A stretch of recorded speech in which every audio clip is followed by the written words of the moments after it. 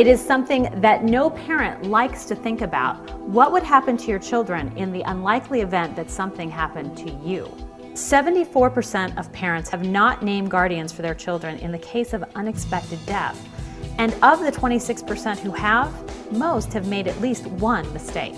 Today, we meet single mom and family law attorney, Alexis Neely. Alexis has written Wear Clean Underwear, providing solid advice on how to prepare for the unexpected. I had gone to law school with this idea that I was going to be a problem solver for people, make a difference in their lives. Alex Neely is a single mom who has a different approach to her profession. Everything we do in our law firm is focused on bringing back this idea of the personal family lawyer. Alex believes that your family attorney should be involved in every aspect of your life. I think that your lawyer should be the first person you meet with when you have kids, you're starting to buy a home. Two very important decisions for life, but what about death? What I discovered as a mom and a lawyer is that there's a huge hole in the traditional way of naming guardians. Alexis points out the 6 common mistakes that people make.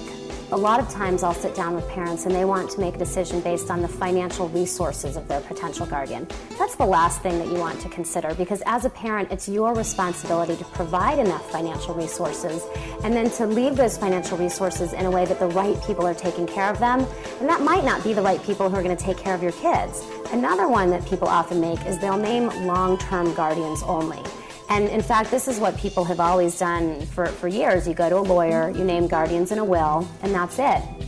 As a mom, I realized, well, wait a minute, that's great that I've named guardians in my will, but what happens in the short term? If my guardians all live somewhere else, like on the East Coast and I live on the West Coast, the police are going to come to my house, find my children there with my babysitter, and then have no choice but to take the kids out of the house into protective custody until they can figure out what to do. Some of the other mistakes parents make when it comes to naming guardians are that they will oftentimes not name alternates. So sometimes we'll say, okay, I choose my sister, but then they don't name anybody else. Well, you need to have, I like to have at least 3. 3 alternates is really important.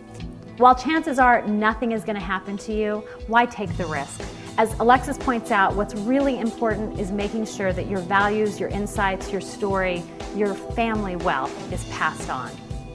For more information, log on to Kid Protection Plan. Thanks to Alexis for the valuable input. I'm Shay Pausa. I'll see you next time on SheKNOWS.com.